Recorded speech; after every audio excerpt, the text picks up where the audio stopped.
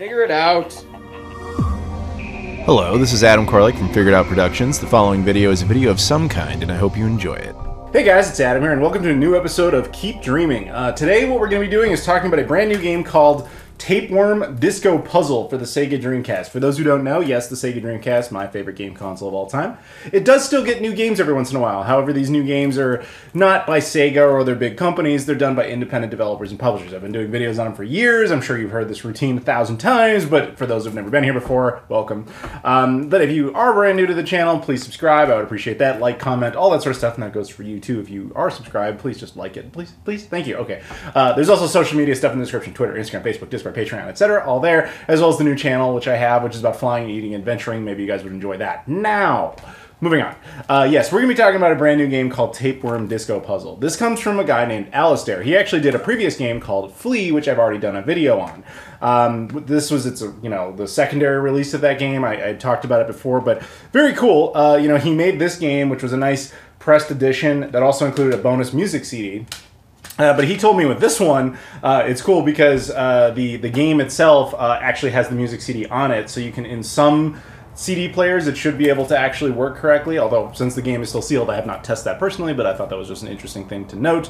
But yeah, really the history with this game is relatively simple. Alistair made Flea, and the Tapeworm character is in this game, and he ended up enjoying the character enough that he wanted to give him his own game, but then thinking about what kind of game he wanted to do, he decided that he was really kind of inspired by Choo Choo Rocket for the Dreamcast originally. So this is kind of originally built for the NES, technologically speaking, and then uses the same type of emulator that they ultimately would use in Flea to get it to run on the Dreamcast. So yes, technically it is an NES game ultimately, but it is running on the Sega Dreamcast, and it's kind of like, it's inspired by Choo Choo Rocket, which was a Dreamcast game, but then you build it for the NES to then run it on the Dreamcast. Just kind of weird, but that's basically what happened.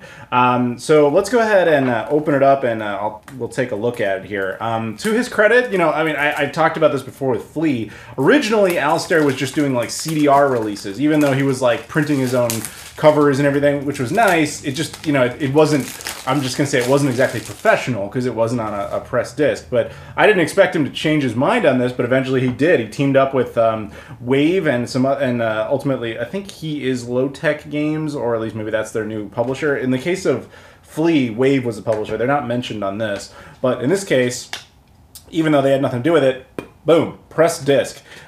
This is, like I said, it's not quite as elaborate as Flea was. Like, Flea includes a music CD. This one is a tad, is smaller. The manual is barely a manual. It's two pieces. It's basically just one piece of paper, like, folded in half here, but it's simplistic enough. It's got the cover art, which is fine. It's got basic control instructions as well as a story, which interestingly the whole thing's in color. Usually when you only do something that small, it's not always in color, so shout out Alistair for that. That was cool to do. And then it's got the programming credits on the back. Very, very basic, but cool. And yeah, I'm looking forward to trying it out, and it's, very cool. It's always cool to welcome a brand new Sega Dreamcast game.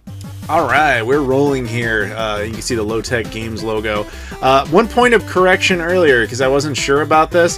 When I was talking about the game initially, I wasn't sure if Wave published it, because they've done Alistair's, some of his other projects, and they're doing a bunch of stuff now, but no, they had nothing to do with this. The company that was responsible for publishing this, at least I think they're the publisher, is called Baroque Studio. Their name is on the inside of the manual. I didn't even notice it until after the fact, and I guess that it just says they manufactured it, so I assume that's essentially the publisher. So there you go, little pro tip. Now, onto the game itself. As you can see, it's kind of like a mix of Snake and Choo Choo Rocket, which makes sense because he said he was inspired by Choo Choo Rocket. There's a ton of levels, and you just have to do, puzzle solving. And so for the sake of the video, I cut out, like, the failures. That way you guys can see as much of the game's variety as possible. The goal is to get those little musical notes, and you only have so many moves in which you can make to get that. And then you'll see throughout the game, there's these little, like, cassettes that end up giving you more moves, and that's essential to solving the puzzles. So it's actually a pretty fun game. Much like Flea, you have to remember this game was designed hardware-wise for the NES. It was not designed for the Dreamcast. It's running via essentially emulation, but it's pretty fun. Again, Much like Flea, I had no real expectations, but I'm actually very pleasantly surprised by how surprisingly addictive the game is.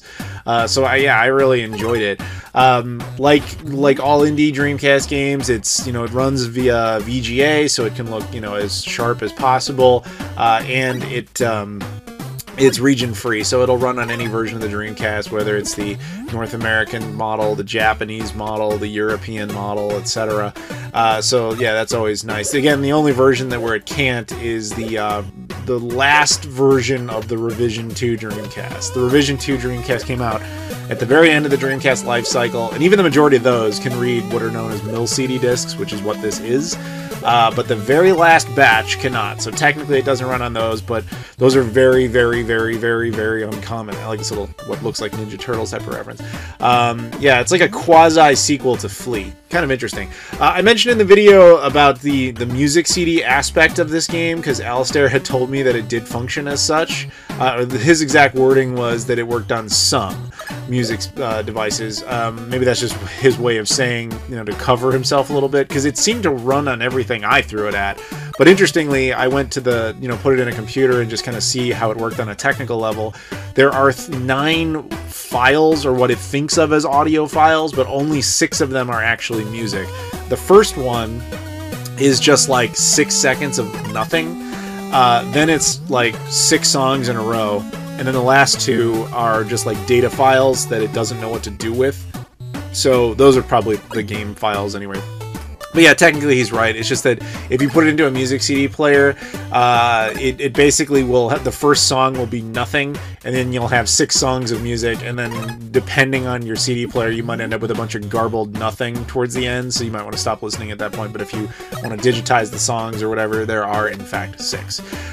So yeah, it's actually a surprisingly fun game. Like I said before, it requires obviously puzzle solving intelligence, and it's just kind of interesting. So I don't think I mentioned before, but I will now. If you want to check this game out yourself, there will be a link in the description, and you can get it from that source, as well as probably other projects that Alistair did, like Flea and so on and so forth. And yeah, it's good. So thank you guys very much for watching. I appreciate that. A huge shout out to Alistair, who again hooked me up with this for free for the purposes of review. Appreciate that. If you guys could do me a favor though, if you could like, comment, subscribe, as always, I appreciate that. And check out my new channel if you don't mind. It's about flying, eating, adventuring, and so on and so forth. I think that's a lot of fun as well. So thank you guys very much for watching, as always, and I'll see you all later.